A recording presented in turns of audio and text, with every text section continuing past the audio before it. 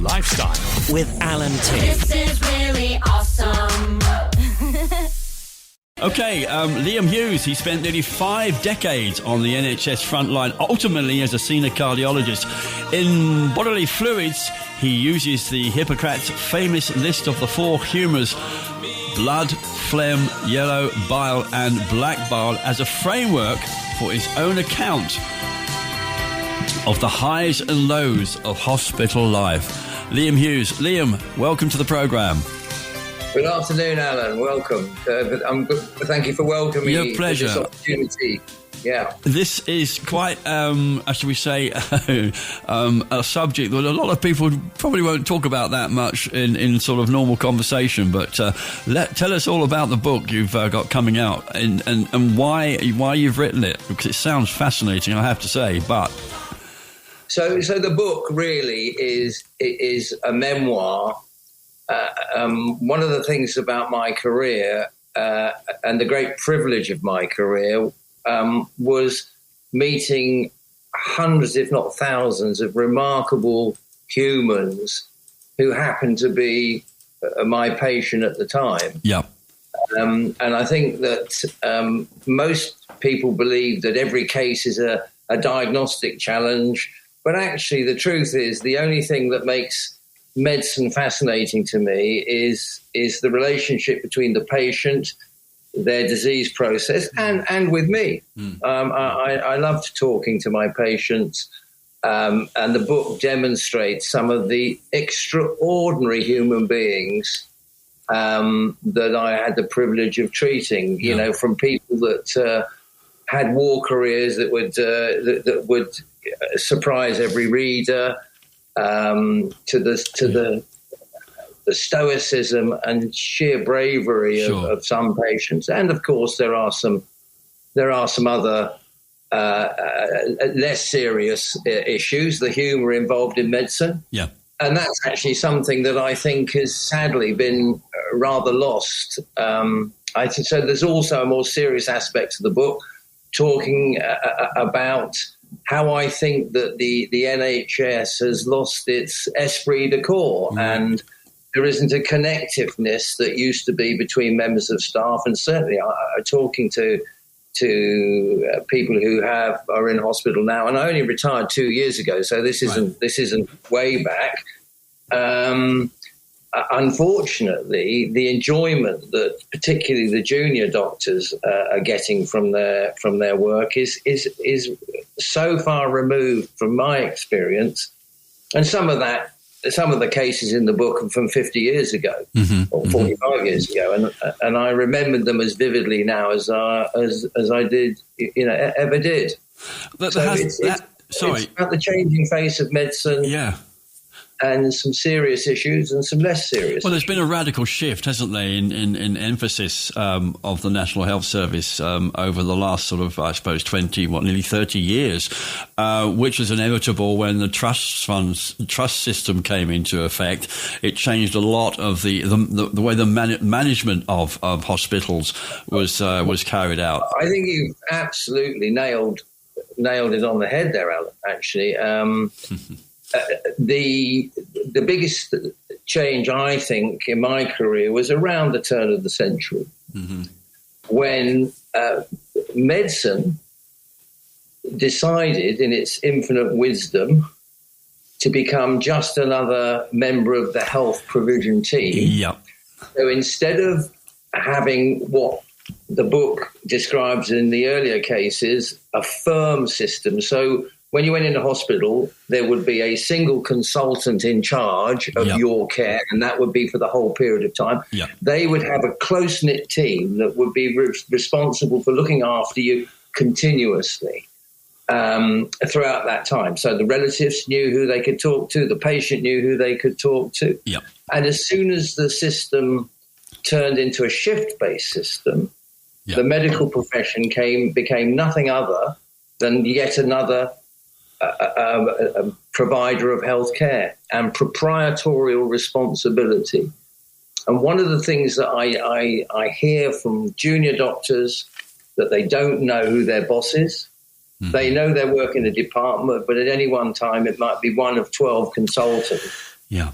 And relatives and patients are just passed around from consultant to consultant, and you can't build up a proper relationship with people under those circumstances. And if you can't do that, you can't look after them. Well, we've kind of opened up this discussion just away from the thing we were talking about, and I think that's interesting that what you're saying here. I mean, as a retiree, you're no longer sort of subject to certain sort of conditions, I would imagine, under the system as it is. Yes, I mean, you're a bit more free to say what you want to say, and you are not. I wasn't popular with management when I was there because I was saying. I wondered if you were going to say that.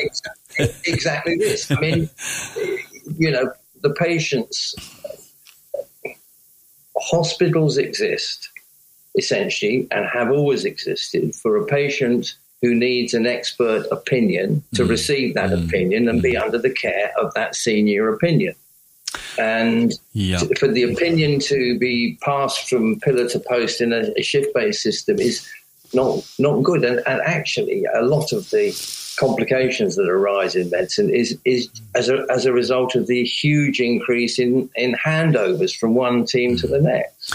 I've lived in Spain for over 25 years, and obviously I experienced the Spanish sort of health system. And in fact, I'm sure back in 2008 they saved my life. I had a polyp in my bladder, a lot of problems, blah blah blah, and I had tremendous support and clinical support. Everything went so smoothly, but prior to that, I had to spend a weekend in a Kent hospital, no names, no pack drill, and when I had terrible pains in my right side, and they were looking for gallstones. I think they gave me a shot of morphine about 5 hours after I'd been in. I got on aspirin when I went in there, and I had to stay overnight. And they were originally going to put me in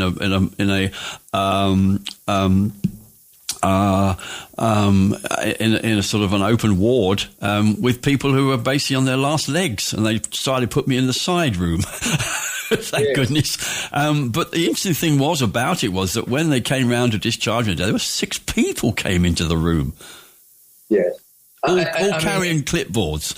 And I couldn't... Yeah, I mean, I think I've loved the NHS. I was, I supported Absolutely. the NHS. As you, I don't know if you've had a chance, but one of the chapters is how frustrated by not being able to expand our heart attack service in the hospital where I walked. I drank too much wine and in a fundraising meeting swore that I was going to row the Atlantic. And because I said it, I actually had to do it, which was... Oh, my goodness. Got to be careful what you say. Under the influence of perils of alcohol. I mean, my late brother's first wife, she was a nurse and back in Guildford, and was a lovely lady. And, of course, if you go back that far, I mean, they used to have matrons that controlled the nursing system. Nursing system is so different. I probably worked with some of those matrons because my first ever jobs were working for the most fantastic set of consultants. Yeah. And believe it or not, for a year, because I didn't have any science A-levels, I spent a year, 15 months working as a porter at Guildford Hospital. Okay. Before I went to medical school. Well, congratulations, because that's really that is commitment at 101%, I would say. Well, yeah. I mean, it's... And you must have. I bet you learned a lot by doing that as well. I mean, you just. I certainly knew what medicine was going to to be about, and I had no medical family. I'm fortunate I had no family who had any serious illness, and I gave up my place at Cambridge to read an art subject, and said no, I've got to do medicine. I want to be a doctor. Wow.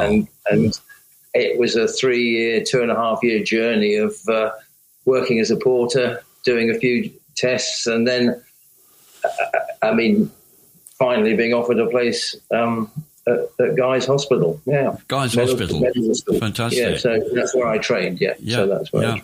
And what you were saying earlier on about the system that exists. I mean, am I right in thinking now that they've changed the title of junior doctors to residents or something? Because I always thought junior doctors was a bit sort of odd. When you think they're not exactly junior, they've been probably working as a doctor for in my speciality. I mean, I didn't qualify till I was 26 because I went into medical school late, as I said, because I didn't have the right A levels when I left school. And I achieved my consultant post in my 40th year. So I was a junior for 14 years. But in those days, the training was much more thorough than it is now. I see. And that's partly because the training now is much narrower. So, if you train in my speciality, cardiology, you only do one aspect of that. You might be an electrician. Yes. You might be a plumber. You might be somebody who takes images of the heart. All right. But in my day, you could do more than a bit of electrics or a lot of electrics and a lot of plumbing. I was a plumber. I looked after that was my main interest, coronary arteries and right. blocking arteries with people having heart attacks. A medical plumber. Okay, we'll go with that. Yeah, well, yeah, it's what it is. It's what it is. I mean, I mean, and as I said, I don't want to come across to your listeners as somebody who has anything adverse to say about any individual residents. Of course, now.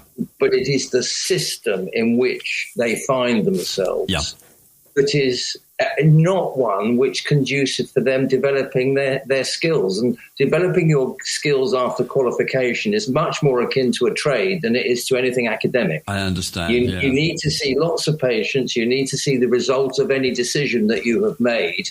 And I'm afraid if you do 4, 11-hour shifts a week, you can't follow up everybody that you've seen who's come in as emergency because you're not there. Whereas in the firm system that I worked, I mean, I wasn't working for 120 hours a week, but I was working and on call and getting getting a cat nap at night, and called if needed.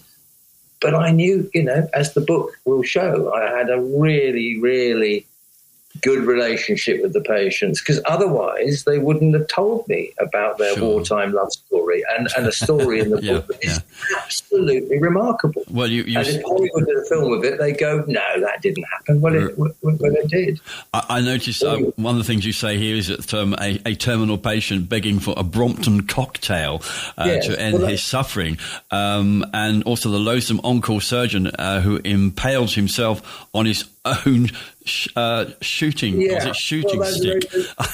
Well, that's right. I mean, you know that. So, as I said, there are, both of those are very, very true. The first example is perhaps one of the most important, stories, because it does involve something that's been, debated over the last 2 years within the UK, the end of life will, and it's complicated. Yeah. It's much more complicated than the politicians make it out to be.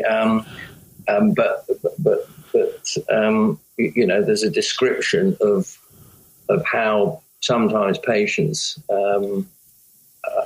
have to endure things that I don't believe they should endure. Yes, particularly if they're asking very much to have their suffering eased.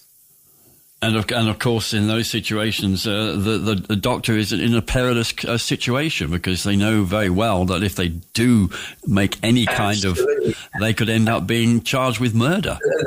And it's even more difficult, because this particular patient in the book, I was his house officer. I looked after this guy for 9 weeks. He was in with us, only in his 40s.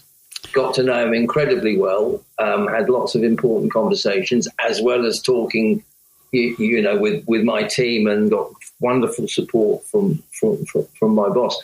I can't imagine the resident doctors now feeling as comfortable about giving adequate palliation, and that it's not their fault at all, because they don't want to be accused of giving too much. But unfortunately, the people that suffer in that situation are the people who are actually, in hospital at the end of their lives, and they need at the very least adequate comfort. It's a very, very difficult situation that exists. Yes. And I also, I mean, some of the amusing stories, like the selfless consultant who rammed a police car to save a patient's life. Now, I mean, that's incredible. I mean, yeah. Yeah, I mean, that was again, that particular consultant.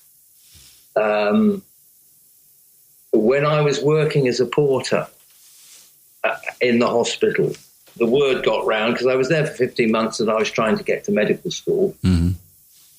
And he said to me, came up and he said, "Oh, you're applying for medical school. Where are you? Where are you going to?" And it happened to be his medical school. Mm-hmm. And he said to me, "When you qualify, come back and be my house surgeon." Really? And I did. Excellent. So that wouldn't happen today. That wouldn't happen today. You have no way. Yeah. Would see a porter, have a chat. Wouldn't have any of that. Yeah. And so on, and then go back. They wouldn't have that authority today. They wouldn't be able to do that, would they? That's the difference. Absolutely extraordinary. He was a.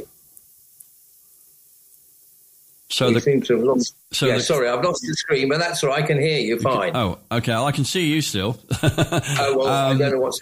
I won't try and do anything because I'm not very good. Yeah. Anyway, you're still on air. That's the main thing. That's man, and I learned so much from him. And what those consultants showed me is the importance of taking personal responsibility for looking after every patient. And it's something that I try to live up to as much as I could throughout the whole of my career. Well, I have to say, talking to you like this, and what we've been discussing for the last 20 minutes, is that your book called Bodily Fluids sounds like there's a lot more in there about actually how you dealt with the situations through your career. Absolutely. And it sounds rather fascinating. And I have to say, I hope a lot of our listeners are thinking, yeah, I'll give this book a chance, because this sounds... Some of the reviews that I've had and had, feedback is that there's a lot of humanity in the book, but there's also, a few comments about how the NHS, I believe, might be improved. Sure. And there's one or two minor, instructions of what to do. It's not in any way a practical book of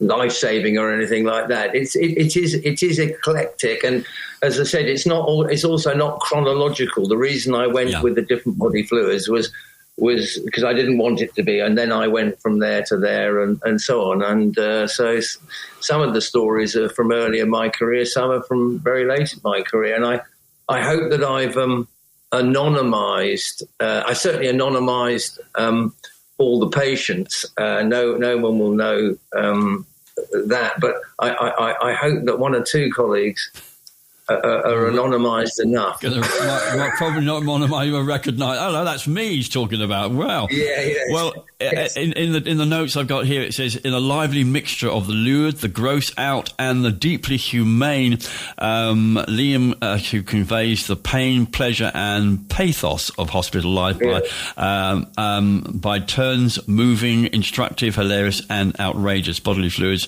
also expresses its author's anxiety about the state of our health service and offers a bold prescription for the way forward. That is so good. Thank you so much for that. Really means a lot, and I hope our listeners have got. Well, as I said, I think I think it's easy to read. There's no medical jargon in it. The cases are explained in plain English. Hopefully, the best compliment I've had is that the proofreader for the book told my editor that there were aspects of the book, sections of the book, that they were never going to forget. And if that's somebody who hasn't even any, skin in the game, as it were. So, as I said, it's I've been amazed. I only wrote it really as a catharsis for retirement. Yeah.